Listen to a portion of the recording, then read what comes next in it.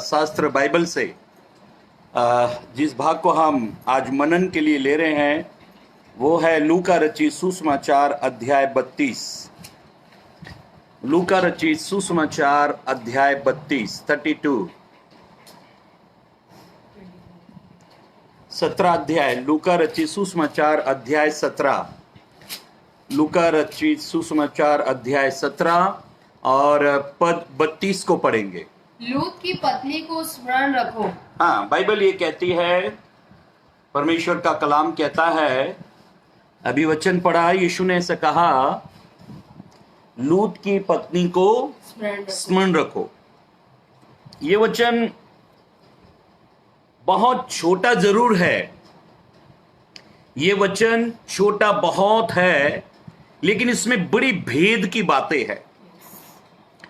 मेरे बहनों, मेरे भाइयों, परमेश्वर के अभिषिक्तों, प्रार्थना की हालत में बैठे, पवित्र आत्मा की सहायता मांगे ताकि प्रभु इस समय इस वचन से हमसे बात करे। प्रभु ने जो मेरे मन में वचन डाला, पवित्र आत्मा ने जो मुझे अगुवाई की, जिस वचन को आप लोगों के बीच में रखने के लिए कहा, वो पद अभी हमने पढ़ा। जब प्रभु यीशु मसीह परमेश्वर के राज्य के विषय में, परमेश्वर के राज्य के आगमन के विषय में बात कर रहे थे, जब परमेश्वर के राज्य के आगमन के विषय में जब यीशु मसीह बात कर रहे थे, तब उन्होंने एक बड़ी गंभीर भेद की बात कही और कहा कि तुम लूत की पत्नी को स्मरण रखो। लूत की पत्नी को स्मरण करने के लिए हमको उत्पत्ति की किताब में जाना पड़ेगा। और उत्पत्ति की किताब में जब हम शास्त्र में पढ़ते हैं, उत्पत्ति की किताब में जब हम पढ़ते हैं, तब एक देश था, उस देश का नाम था सदोम अमोरा। सदोम अमोरा से प्रभु बड़ा नाराज था। सदोम अमोरा में कुछ ऐसे गुनाह, कुछ ऐसे पाप हो रहे थे जिससे परमेश्वर का क्रोध, परमेश्वर का कोप, परमेश्वर का क्रोध उस देश के ऊपर आया। परमेश्वर इस देश से बहुत नाराज था क्योंकि इस देश में 5 प्रकार के गुनाह हो रहे थे, 5 प्रकार के पाप हो रहे थे।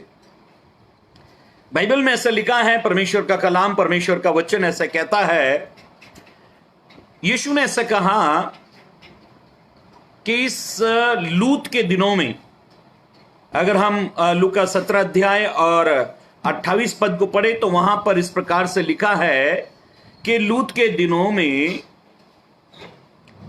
ऐसा लिखा है, और जैसे लूत के दिनों में हुआ था, लोग खाते पीते, लेन देन करते, पेड़ लगाते, घर बनाते,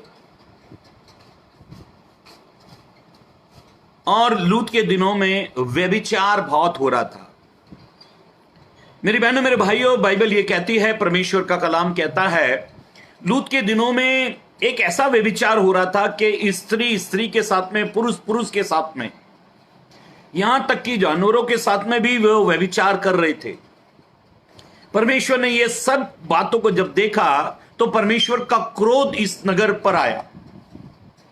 परमेश्वर ने इस नगर पर क्रोध लाने से पहले, बाइबल ये कहती है कि परमेश्वर ने कहा कि जो मैं करने पर हूं, क्या इस बात को मैं अपने दास अब्राहम से छुपाए रखूं? और बाइबल ये कहती है, परमेश्वर का कलाम कहता है कि परमेश्वर ने क्या किया कि ये बात, सदोम अमोरा की बात जो है, परमेश्वर आग गिराकर इस नगर को, पूरे देश को सत्यानाश करने पर है। ये बात जो है परमेश्वर ने अब्राहम को बताई। याद रखो, पृथ्वी पर कोई भी विपत्ति भेजने से पहले परमेश्वर अक्सर अपने दासों से बात करता है।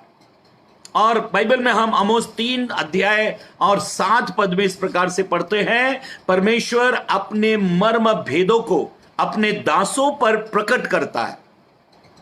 परमेश्वर को जब भी कोई काम करना है, जब भी कोई विपत्ति लानी है, जब भी दुनिया में कुछ तो भी अजीब सा हुआ है, परमेश्वर ने अपने दासों को सबसे पहले कहा।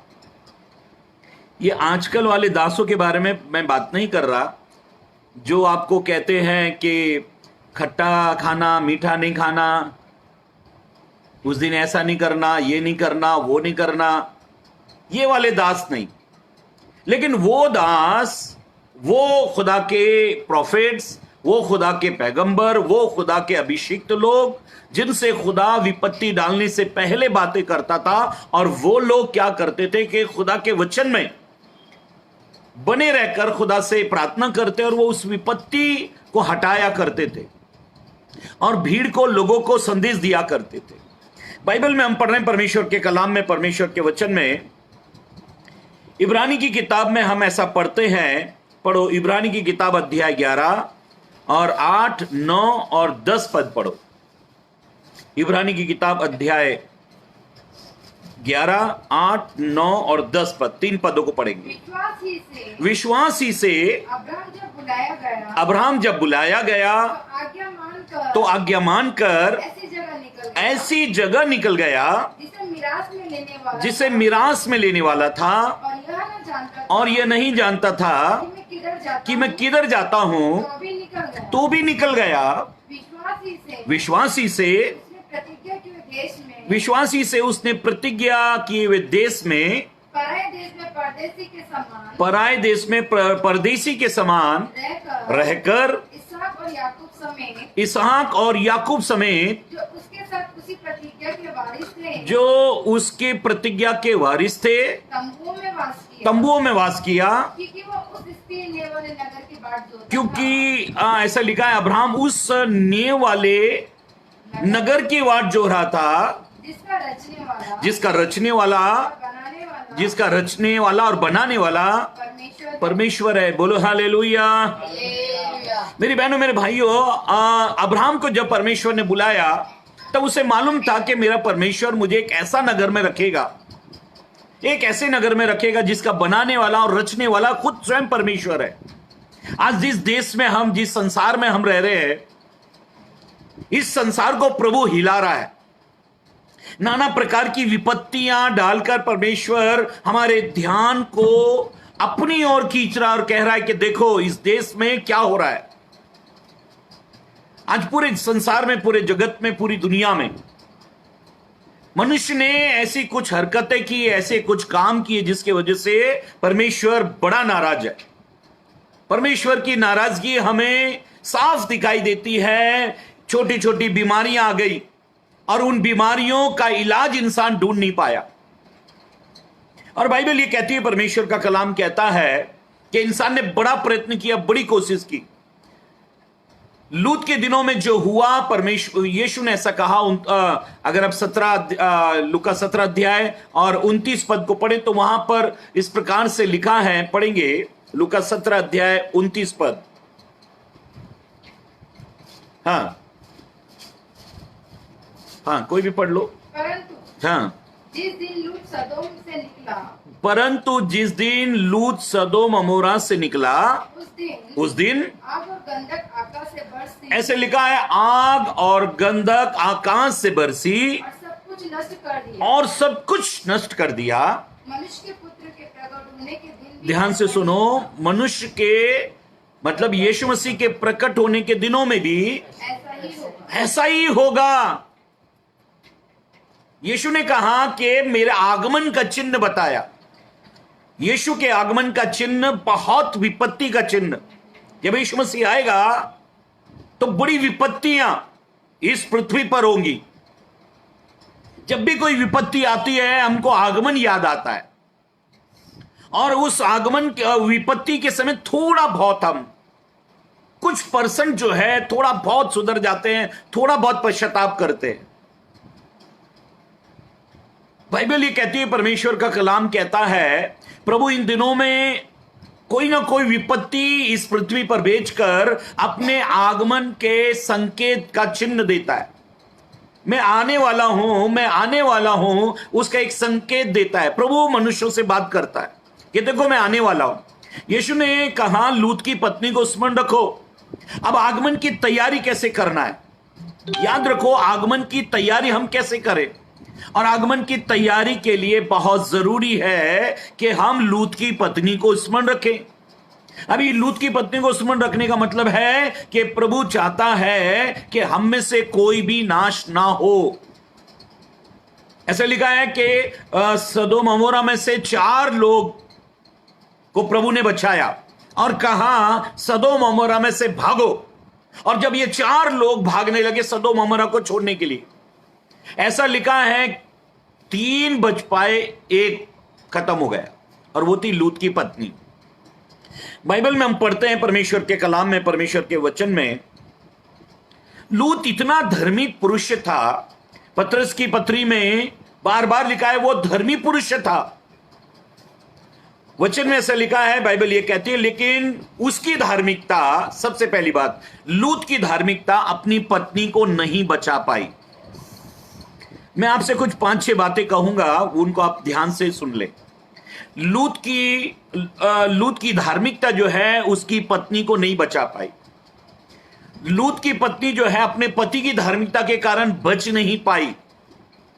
अभी इन दिनों में जो पवित्र बनेगा वो बचेगा। ना तो पास्टर कलीसिया को बचा सकता है, ना कलीसिया पास्टर को बचा सकती है, ना पत्नी पति को बचा सकती है, ना पत्नी जो है पति जो है ना पत्नी को बचा सकता है, ना माता पिता बच्चों को बचा सकते हैं, ना बच्चे माता पिता को बचा सकते हैं। जो पवित्र जीवन जिएगा वो बचेगा। इसलिए प्रभु ने कहा लूत की पत्नी को याद रखो। पहली बात, एक बात याद रखो कि किसी की धार्मिकता हमको नहीं बचा सकती। एक पद पढ़ लो तो आपको समझ में आ जाएगा। बुक ऑफ येजिकल चैप्टर 14 वर्स 14, येजिकल की किताब 14 अध्याय और 14 पद।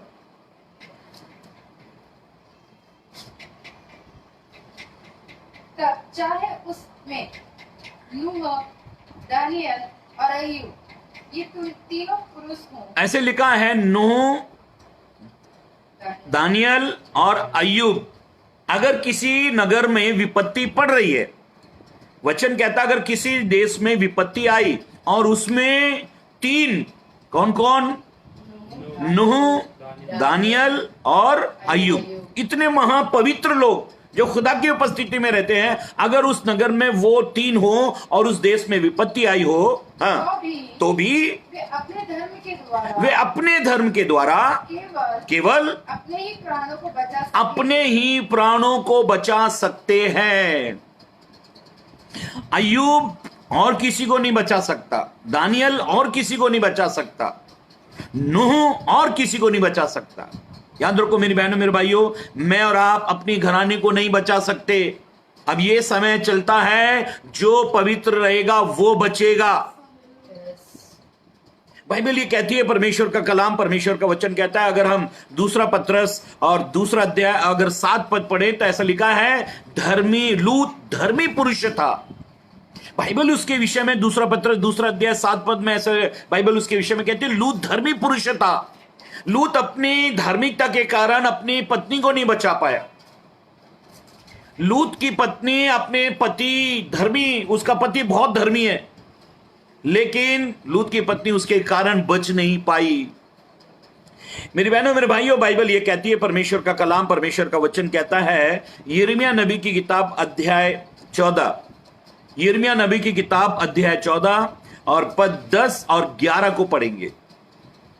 यहोवा ने इन लोगों के विषय में, यहोवा परमेश्वर ने इन लोगों के विषय में यूं कहा, यहोवा परमेश्वर ने इन लोगों के विषय में यूं कहा, इनको ऐसा भटकना अच्छा लगता है, इनको ऐसा भटकना अच्छा लगता है, ये कुकर्म में चलने से नहीं रुके, ये कुकर्म में चलने से नहीं रुके, इसलिए यहोवा ने यहोवा इनसे प्रसन्न नहीं है, यहोवा परमेश्वर इनसे प्रसन्न नहीं है, ये कुकर्म करने में रुकते नहीं है।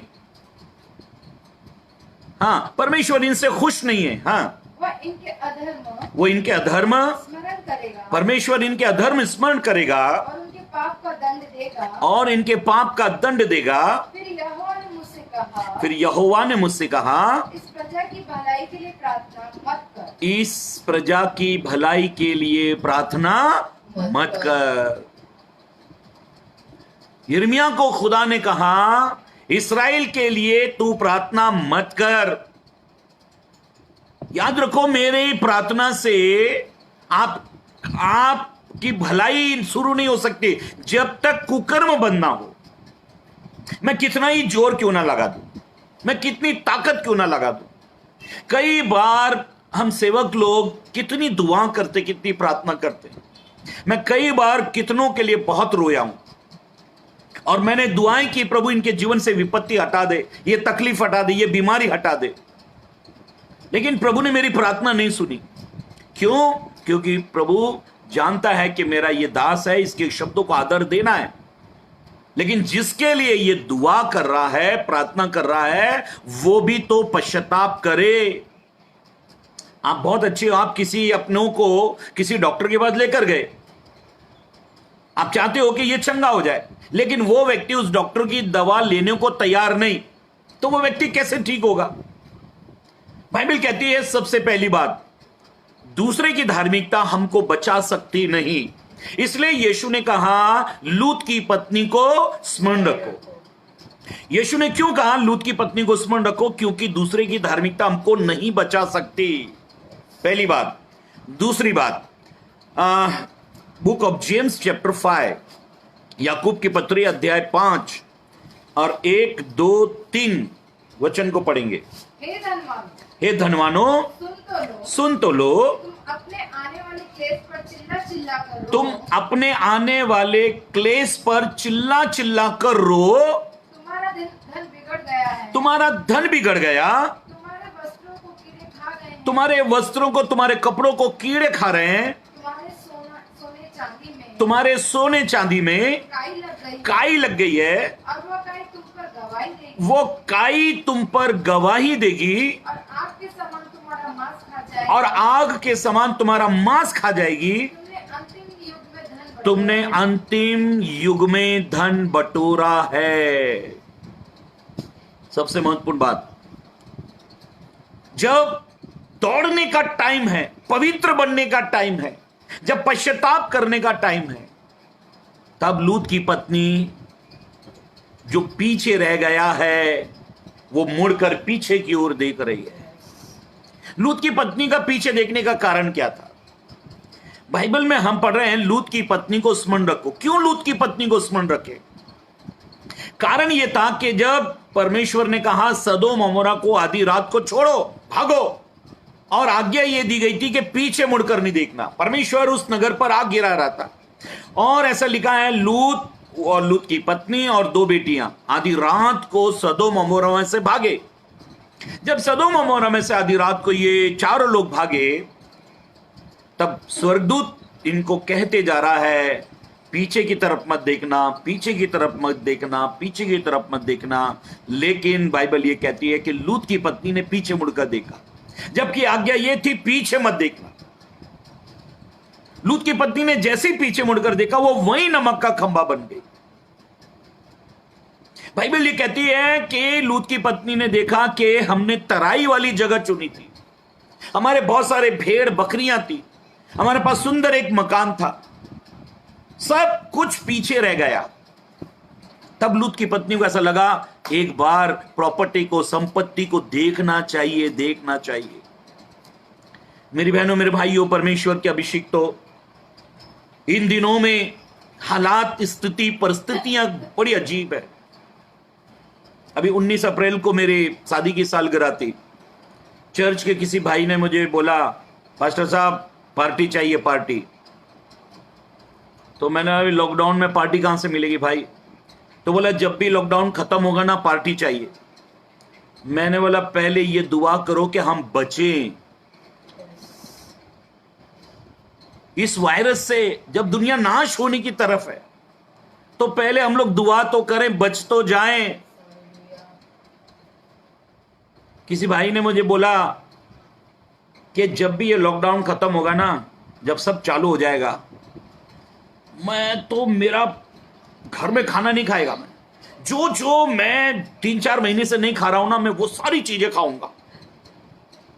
मैंने बोला प्रार्थना पहले करेंगे। अरे पास्टर साहब इतने दिन से कर क्या रहे हैं? दिनों रात वही तो कर रहे हैं। जिस दिन लॉकडाउन खुलेगा ना, उस दिन प्रार्थना वगैरह कुछ नहीं। उस दिन क्या करेंगे? खूब खाएंगे पिएंगे। क्या क्या हमारे मुंबई में क्या क्या खाने को मिलता है। अभी कुछ नहीं खाना होगा घर में, वही एक ही 2 चीज खा खा के बोला परेशान हो गए।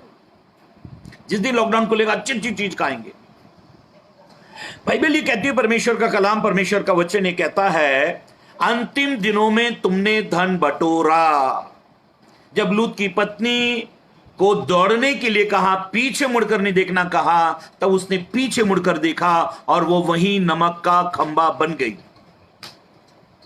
पहली बात लूत की पत्नी को याद रखने का कारण है, पहली बात कि दूसरे की धार्मिकता हमको नहीं बचा सकती। मुझे मेरी धार्मिकता बढ़ानी, मुझे मेरा विश्वास करना है। जब भी मैं और आप पश्चाताप करते तो होलसेल में नहीं कर सकते हम। कभी भी हम हमारे पूरे परिवार के लिए पश्चाताप नहीं कर सकते। हर व्यक्ति को अपना अपना पश्चाताप करना है। कोई ये नहीं कर सकता, प्रभु मैं मेरे पूरे घराने का पाप मान लेता हूं। प्रभु कहेगा पूरे घराने ने अलग अलग पर्सनल व्यक्तिगत पाप किए, इसलिए पूरे परिवार को व्यक्तिगत पर्सनल अपने पापों का अंगीकार करना है। बाइबल ये कहती है, पहली बात, दूसरे की धार्मिकता हमको नहीं बचा सकती। दूसरी बात, लूत की पत्नी ने अंतिम दिनों में, जब उसको दौड़ने का था, जब उसे भागने का था, तब उसने पीछे मुड़कर अपनी धन संपत्ति को देखा और वो उसकी जान गंवाने का कारण हो गई। बाइबल में ऐसे पढ़ते हैं हम परमेश्वर के कलाम में, परमेश्वर के वचन में, इब्रानी की किताब 11 अध्याय पद 15, इब्रानी की किताब अध्याय 11 पद 15, और जिस देश से वे निकल आए थे, और जिस देश से वे निकल आए थे, यदि उसकी स्तुति करते, अगर उसकी वो याद करते, तो उन्हें लौट जाने का अवसर था। तो उन्हें लौट जाने का अवसर था। मेरी बहनों, मेरे भाइयों, अगर हम पीछे की बातों को याद करेंगे ना, जैसे पौलुस फिलिपियों की पत्री 3 अध्याय में कहता है, मैं निशाने की ओर दौड़ा चला जाता हूं और एक काम करता हूं। मैं निशाने की ओर दौड़ा चला जाता हूं, एक काम करता हूं, जो बातें पीछे रह गई उन्हें भूल जाता हूं।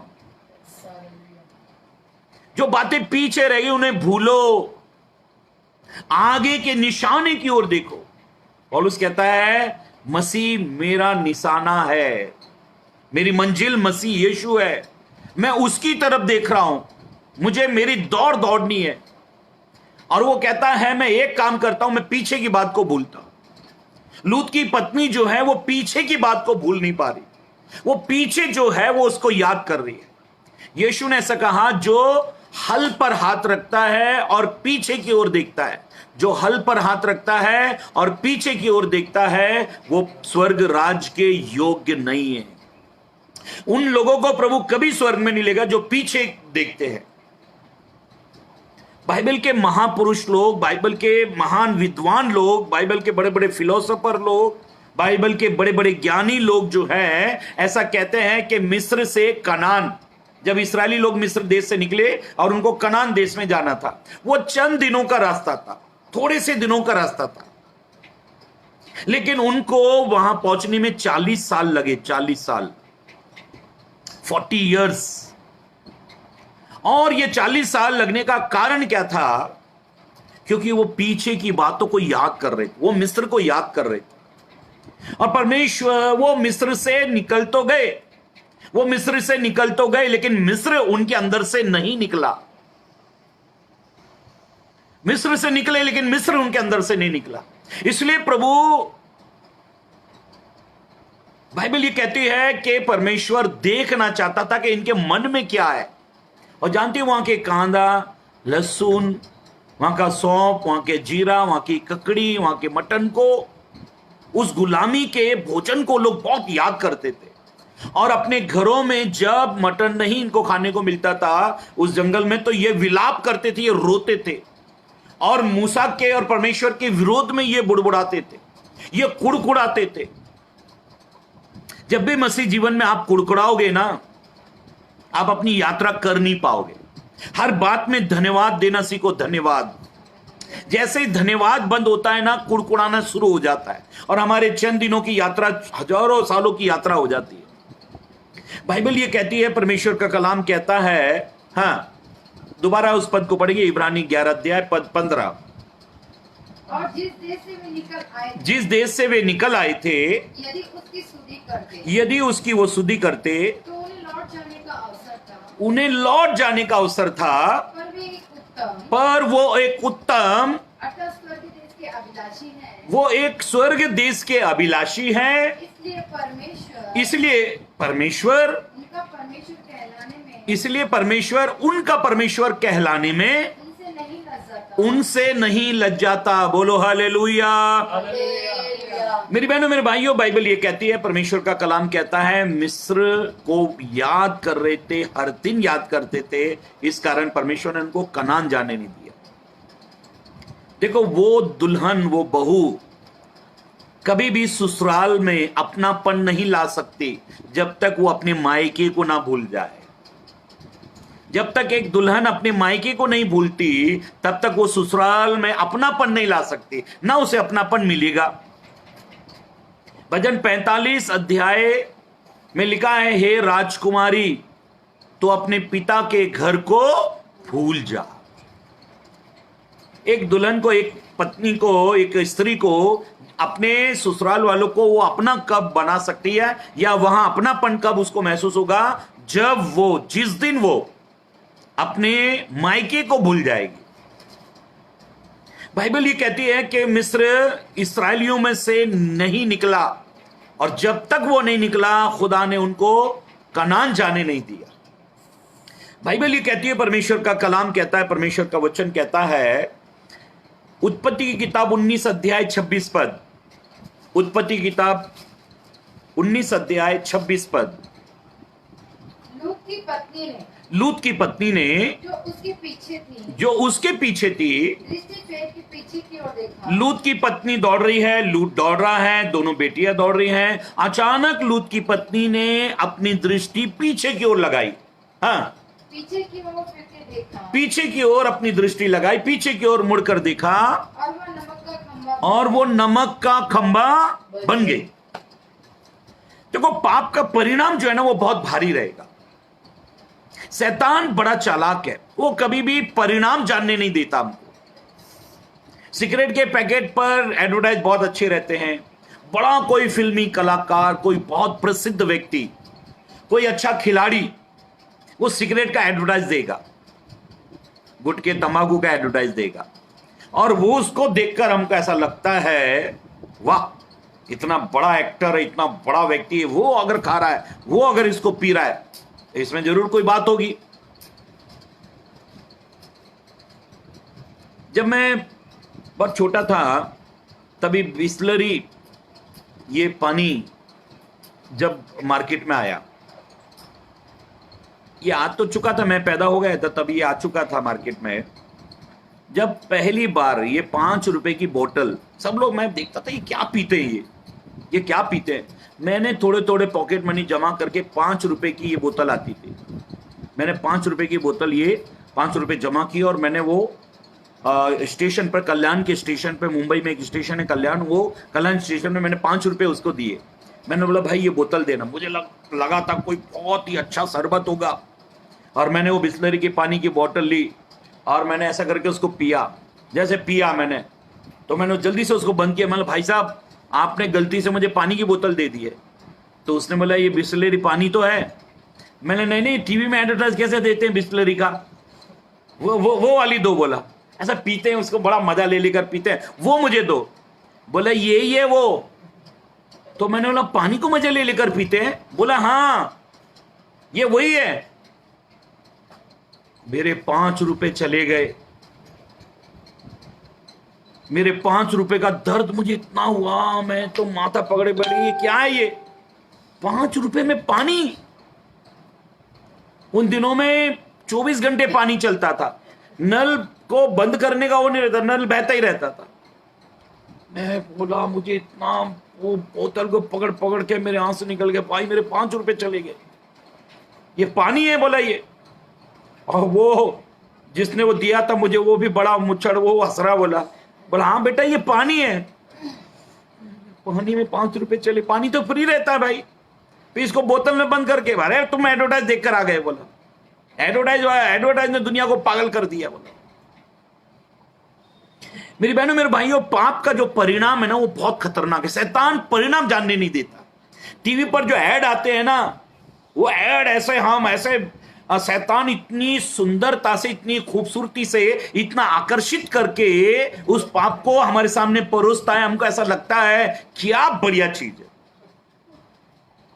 एक बार किसी ने एक बड़ी मीटिंग रखी, मैं था, पास्टर एंथोनी राज सिंगर थे, मैंने प्रचार किया, उन्होंने गीत गाया। हम लोग बाद में, वो जो पास्टर था हमको एक होटल में ले गया। जब उस होटल में हम लोग गए तो अंधेरा अंधेरा था। मैं बोला ये लाइट गई है क्या, कैंडल जली हुई है? बोला नहीं, ये बहुत बड़ी होटल है, यहाँ लाइट कम रखते हैं। मैंने बहुत बड़ी है तो ज्यादा लाइट लगानी चाहिए, ये तो ऐसा इन्होंने किया जैसे पैसे नहीं इनके पास में, कैंडल वैंडल सी जला रखी है। बोला नहीं, बड़ा होटल है ना, बोले इसलिए ऐसा है। बोला बैठे, हर टेबल पर शराब परोसी जा रही है। मैंने उस पास्टर को कहा कि भाई हम यहाँ ये कोल्ड ड्रिंक वगैरह पी रहे हैं, हम यहाँ कोल्ड ड्रिंक वगैरह पी रहे हैं, लेकिन कोई विश्वासी आ गया तो वो उसे क्या मालूम पड़ेगा कि हम कोल्ड ड्रिंक पी रहे हैं कि हम क्या पी रहे हैं। तो मैंने लिए शराब की आप होटल में क्यों लाए? बोला पास्टर आजकल जितनी भी रेस्टोरेंट है ना, बार एंड रेस्टोरेंट है, वहां शराब परोसी जाती है।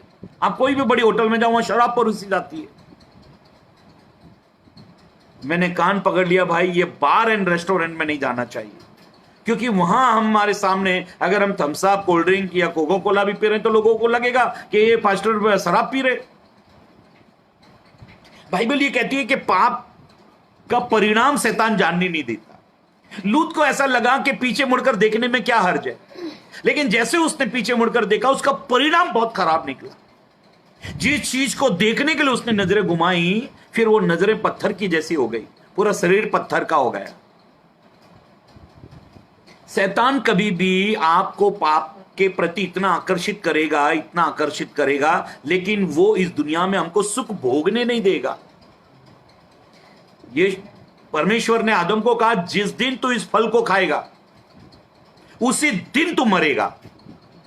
शैतान ने उस फल को इतना आकर्षित करके रखा था, वो देखने में मन भावना था। आज शोरूम में आप चले जाओ, वो कपड़े बेचने की दुकानें जो है उनके, वो उनके जो डमी होते हैं, जो जिसको कपड़े पहना कर रखते हैं, वो डमी को इतना अच्छा कपड़ा पहना कर रखते हैं कि ऐसा मन करता है ये कपड़ा लेना ही चाहिए। शैतान पाप को इतना आकर्षित करके हमारे सामने पेश करता है कि हम वो पाप के परिणाम को जान नहीं पाते। उस समय हम लोग को सोचता है अभी कर लो पाप, लेकिन उसका परिणाम बहुत भारी होता है। याद रखो, कोरोना वायरस, इसको केवल बीमारी का नाम मत दो, लेकिन इसको परमेश्वर का दंड भी कहो। दंड, ये बहुतों के लिए दंड का कारण भी है।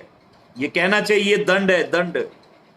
मेरी बहनों, मेरे भाइयों, बाइबल ये कहती है कि पाप का परिणाम क्या हुआ, वो नमक का खंबा बन गई। पाप का परिणाम जानना चाहिए। पहली बात, बाइबल ये कहती है कि किसी की धार्मिकता हमको नहीं बचा सकती, इसलिए लूत की पत्नी को याद रखना है। दूसरी बात, अंतिम दिनों में धन मत बटोरो। हर आदमी अभी इन दिनों में धन बटोरने के चक्कर में।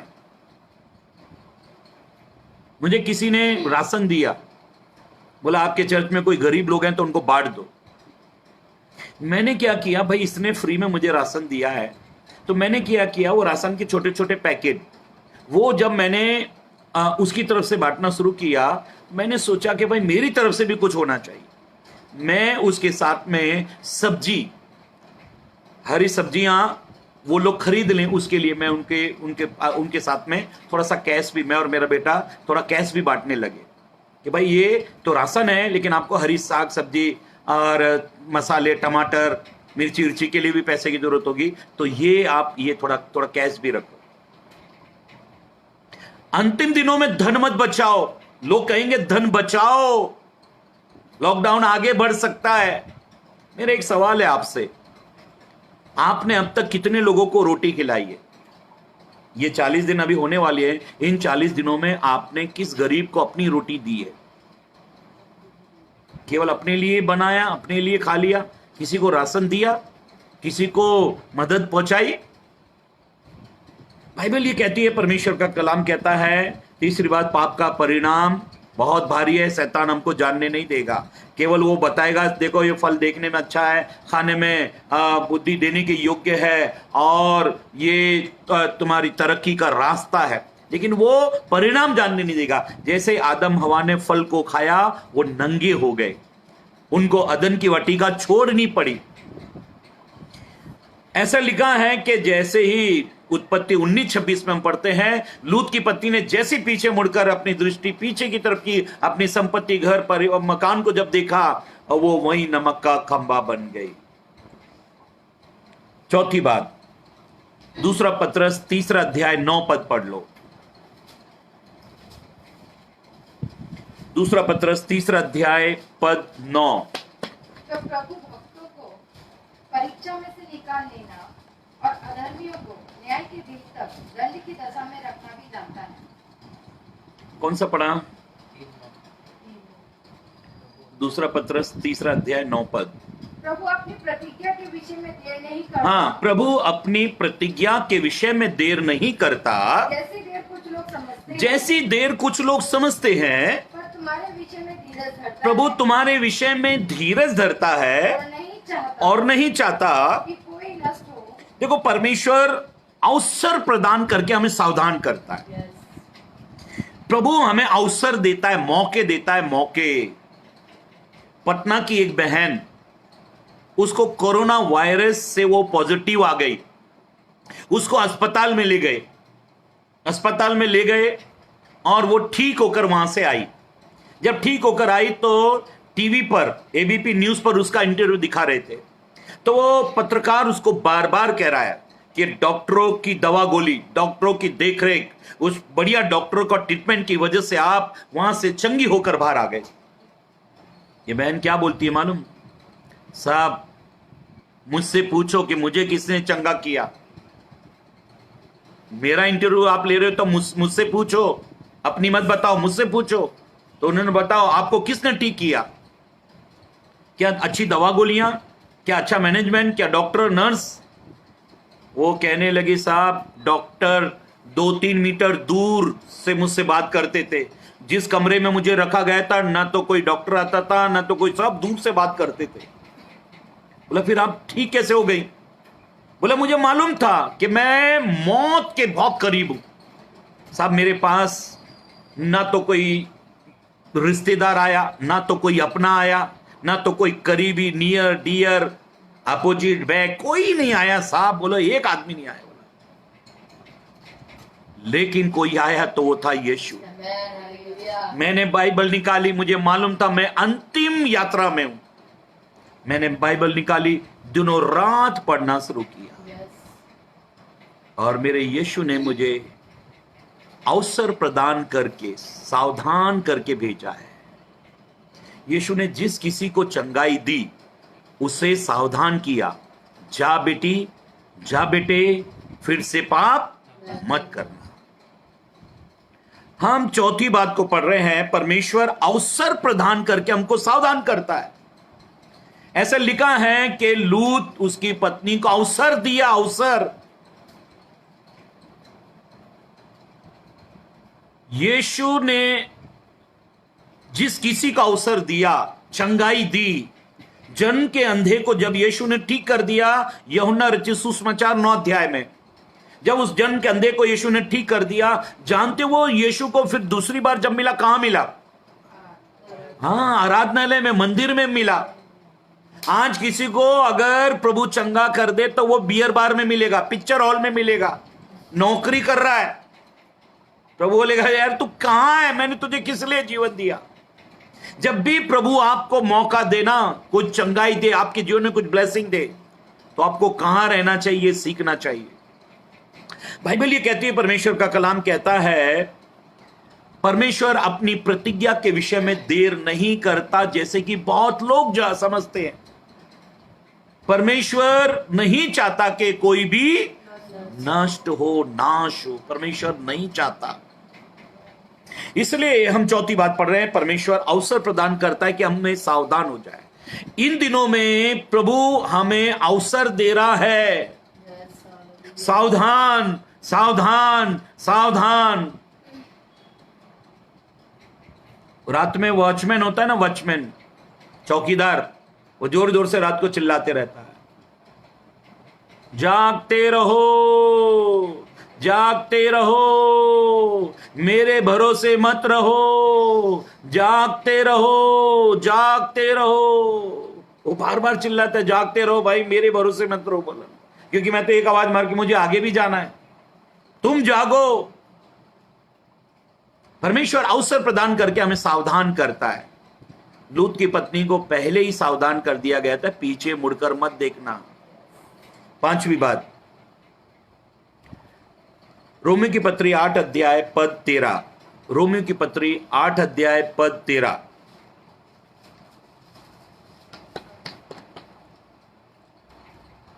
क्योंकि यदि तुम शरीर के अनुसार दिन काटोगे यदि तुम शरीर के अनुसार दिन काटोगे तो मरोगे, तो मरोगे। यदि आत्मा से हाँ, देह की क्रिया को मारोगे यदि आत्मा के द्वारा देह की क्रियाओं को मारोगे तो जीवित रहोगे। तो जीवित रहोगे। बाइबल ये कहती है, परमेश्वर का कलाम कहता है, अगर देह के द्वारा जीवन जीने की कोशिश की ना तो मरोगे, लेकिन आत्मा के द्वारा देह की क्रियाओं को अगर मारोगे तो जिंदे रहोगे। याद रखो, जो मारेगा ना वो जिंदा रहेगा। किसको मारना है? बोलो, किसको मारना है? देह को मारना है। किससे? आत्मा से। देह को मारना आत्मा से। ब्रदर बैकमैन्स ने, फादर बैकमैन्स ने गीत गाया, देह को मारना, भोजन त्यागना, धीमे बोलना, शक्ति में बढ़ना, धीमे बोलना, शक्ति में बढ़ना। तुम सोए तो बैरी बोएगा, तुम भूले तो बैरी जीतेगा। जागते करें प्रभु प्रार्थना, सोए नहीं करते रहे प्रार्थना। जागते करें प्रभु प्रार्थना। प्रभु का कलाम कहता है, जो देह के द्वारा दिन काटेगा, जो आत्मा में है वो दौड़ेगा, वो आगे भागेगा। जो देह के द्वारा दिन काटेगा वो मरेगा। बाइबल ये कहती है, परमेश्वर का कलाम कहता है, जब परमेश्वर ने योना को कहा, जा निनवे जा, वहां के लोग गुनाह में जीवन जी रहे, जा उनको बता कि तुम्हारे पास 40 दिन है, तुम्हारे पास 40 दिन है। 40 दिन के बाद परमेश्वर इस निनवे शहर को उलट देगा। खुदा ने बड़ी एक आशा रखकर योना को भेजा। जानते हो, योना को परमेश्वर ने निनवे जाने के लिए कहा। योना ने क्या किया कि तर्तीस की टिकट निकालकर पानी के जहाज में वो बैठ गया। खुदा देख रहा है योना कहां जा रहा है। बाइबल ये कहती है, परमेश्वर का कलाम कहता है, जिस पानी के जहाज में योना यात्रा कर रहा था, परमेश्वर ने एक प्रचंड वायु चलाई, एक आंधी चलाई। कई बार प्रभु मुझे और आपको सही रास्ते पर लाने के लिए, मैं दोबारा कह रहा हूं, कई बार प्रभु मुझे और आपको सही रास्ते पर लाने के लिए आंधी चलाता है। और हम तो पागलों की तरह गीत गाते हैं, आंधी आने दो, याने दो तूफान, वो नैया क्या डूबेगी जिसमें है यीशु महान। लेकिन पहले जान लो, जानकारी तो लो, यीशु है क्या। शिमशोन दलीला के प्यार में दीवाना था। वो परमेश्वर के उद्देश्य से, मकसद से जीवन नहीं जी रहा था। और इसलिए न्यायों की किताब 16:20 में लिखा है कि खुदा शिमशोन को छोड़कर चला गया। शिमशोन को यह बात मालूम नहीं। बाइबल ये कहती है, योना निनवे की जगह तर्तीस जाने को एक पानी के जहाज में बैठ गया। याद रखो, बैठना, घर खरीद लेना, शादी कर लेना, धन दौलत जमा कर लेना, हम सोचते अब आराम से खाएंगे। याद रखो, युद्ध के दिन के लिए घोड़ा तैयार होता है, लेकिन जय यहोवा की ओर से मिलती है। वो परमेश्वर खाने नहीं देगा। लूका 12 अध्याय, और अगर हम 16 से 20 तक पढ़े तो एक धनवान की खेती में बड़ी उपज हुई, इतना अनाज हुआ कि उसने बड़ा गोदाम बनाकर वो अनाज रख दिया और कहने लगा, ऐ मेरे प्राण, खा पी और सुख से रह, क्योंकि बहुत वर्षों के लिए तेरे पास सामान है, अनाज बहुत है। लेकिन एक आसमान से, एक स्वर्ग से एक आवाज आई, हे मूर्ख, आज रात ही तेरा प्राण तुझसे ले लिया जाएगा। बाइबल कहती है, अय्यूब 34:14 में लिखा है, परमेश्वर जिस किसी से अपने मन को हटाता है उसके अंदर से अपनी आत्मा वापस ले लेता है। अगर प्रभु ने अपनी आत्मा ले ली ना, तो तुम्हारा शरीर क्या करेगा? जो शरीर के अनुसार दिन काटेगा वो मरेगा। इसलिए बाइबल ये कहती है, परमेश्वर का कलाम कहता है, योना जा रहा है, तर्तीस को जा रहा है, लेकिन जहां खुदा ने आपको जाने के लिए कहा, अगर आप वहां नहीं जा रहे तो खुदा आंधी चलाएगा, आपको रोकेगा। अगर आपके काम बिगड़ रहे हैं, अगर आपकी यात्रा खराब हो रही है, जो आपने सोचा था वो नहीं हो रहा है, तो इसका मतलब है खुदा आपके विरोध में खड़ा है। बाइबल ये कहती है, बिलाम को गधी ने 3 बार बालाक राजा के पास जाने से रोका। आज खुदा आपको अगर रोक रहा है तो वो चाहता है कि हम सही रास्ते पर आ जाएं। योना को खुदा ने भयंकर आंधी चलाकर वापस अपने पास बुलाया। मेरी बहनों, मेरे भाइयों, बाइबल ये कहती है, परमेश्वर का कलाम कहता है, इब्रानी की किताब अध्याय 4 और पद पहला पढ़ो।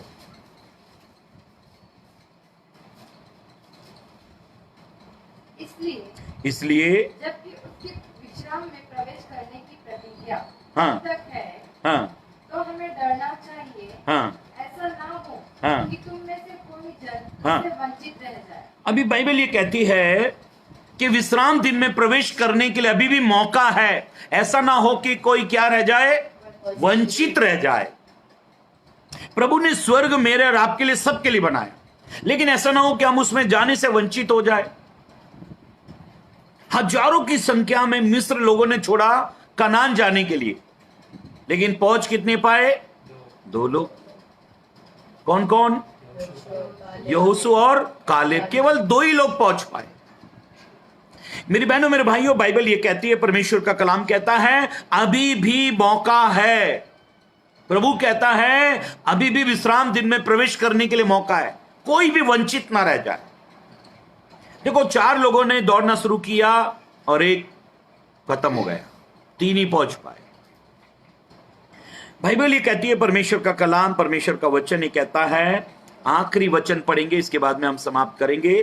पढ़ो, इब्रानी की किताब 10 अध्याय 38 और 39 पद।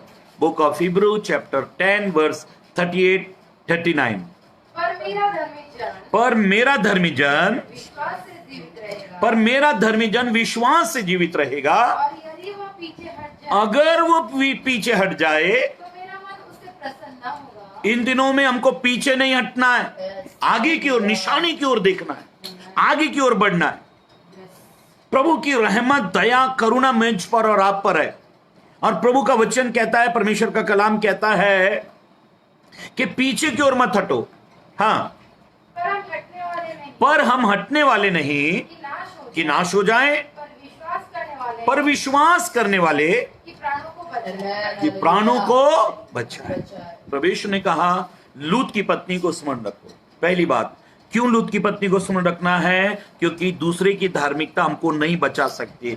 लूत की पत्नी को ऐसा लगा, मेरा पति तो बहुत धर्मी है, प्रभु से बात करता है, मैं बच जाऊंगी, लेकिन वो नहीं बची। दूसरी बात, लूत की पत्नी ने पीछे मत मुड़ना, ये खुदा का कलाम था, लेकिन वो पीछे मुड़कर देखने लगी। अंतिम दिनों में वो अपनी धन संपत्ति की ओर दृष्टि कर रही। ये समय नहीं है कि आप अपनी संपत्ति, बैंक बैलेंस को चेक करो, आप अपने आने वाले भविष्य के विषय में सोचो। ये वो समय नहीं है, ये समय है कि आप स्वर्ग के विषय में सोचो। तीसरी बात, पाप का परिणाम शैतान कभी आपको जानने नहीं देगा, लेकिन हमें मालूम है पाप का परिणाम क्या है। अभिलाषा गर्भवती होकर पाप को जन्म देती है, और पाप जब बहुत बढ़ जाता है तो मृत्यु आती है। इसलिए अभिलाषा जैसे आई उसको खत्म करो। चौथी बात, परमेश्वर सबको अवसर देता है। सदोम अमोरा में से निकलने का परमेश्वर ने इनको अवसर दिया, लेकिन उसका फायदा उठा नहीं पाए।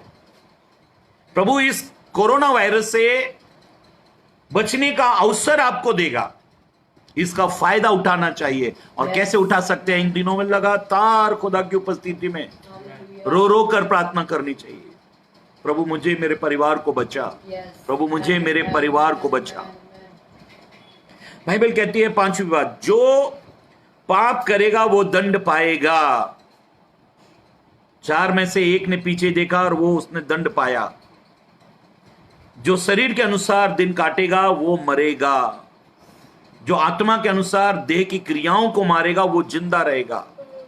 इन दिनों में जो लोग आत्मा के द्वारा शरीर की क्रियाओं को मार रहे हैं वो लोग जीवित रहेंगे। परमेश्वर किसी का पक्षपात नहीं करता। छठी बात, परमेश्वर किसी का पक्षपात नहीं करता। जो तैयार रहेगा वो जाएगा। और आखिरी बात, वचन में पढ़ा हमने, मैं क्या करूं निर्णय लेना चाहिए। हम पीछे हटने वाले नहीं कि नाश हो जाए। हम पीछे नहीं हटेंगे, हम पीछे नहीं देखेंगे, प्रभु की ओर बढ़ेंगे। प्रभु चाहता है कि हम लूत की पत्नी को स्मरण रखें, लूत की पत्नी को याद रखें। जो लूत की पत्नी को याद रखेगा वो पीछे नहीं देखेगा, लेकिन वो आगे देखेगा, वो पश्चाताप में जीवन को बिताएगा। और बाइबल ये कहती है, परमेश्वर का कलाम कहता है, लूत की पत्नी को स्मरण रखो। आइए दुआ करेंगे। Thank you Lord Jesus. मेरे जीवित सामर्थ्य महान परमेश्वर पिता, इस समय हम सब मिलकर आपके अनुग्रह के सिंहासन के करीब में आते हैं। आपके अद्भुत दया के लिए, करुणा के लिए धन्यवाद देते हैं प्रभु। अपने बच्चों के लिए प्रभु आपने एक अच्छा स्वर्ग रखा है प्रभु, जो आंखों ने देखा नहीं, कान से सुना नहीं, कभी इतनी बढ़िया बात हमारे हृदय में नहीं आई। उससे भी बढ़कर तूने अपने प्रेम करने वालों के लिए स्थान रखा है प्रभु। हम केवल उसकी ओर देखते रहते हैं प्रभु। इन दिनों में हम लूत की पत्नी को स्मरण करते हैं प्रभु, क्योंकि आगमन निकट है। और तूने कहा लूत की पत्नी को स्मरण रखो। लूत की पत्नी ने पीछे देखा और वो वही नमक का खंभा बन गई प्रभु। हे प्रभु परमेश्वर, इन दिनों में प्रभु केवल तेरी ओर देखते रहे प्रभु जी। विश्वास के कर्ता और सिद्ध करने वाले मसीह यीशु की ओर देखते रहो, ये तेरा वचन कहता है प्रभु। हम तेरी ओर देखते हैं प्रभु, तो हमें ब्लेस कर, आशीष कर। जितने भाई बहन बच्चे परिवार के लोगों ने इस वचन को सुना है प्रभु, आप उनको ब्लेस करें प्रभु जी। पीछे की ओर ना देखें प्रभु, आगे की ओर देखें प्रभु। कोरोना वायरस से जितने भी लोग ग्रस्त हैं प्रभु, आप उनके प्रभाव को उनके जीवन से खत्म करें प्रभु। हमारी पूरी कलीसिया पर आपका विशेष अनुग्रह हो प्रभु जी। एक एक आत्मा तेरे राज्य के लिए जीती जाए परमेश्वर। इस पूरे उल्लासनगर मुंबई शहर पर प्रभु, इस पूरे भारत पर आपका अनुग्रह पाया जाए प्रभु। आपने हम सबको ब्लेस किया, आशीष किया, इसके लिए धन्यवाद। अब सारी बातों के लिए हम आपका धन्यवाद करते हैं। प्रार्थना यीशु के नाम से मांगते हैं, आमीन। सबको प्रेज़ द लॉर्ड, जय मसीह की। आशा करता हूं आप सब लोग भले चंगे होंगे, निरंतर प्रार्थना में लगे रहें और अपने आप को परमेश्वर के राज्य के योग्य बनाएं। प्रभु आप सबको आशीष दे। Praise the Lord.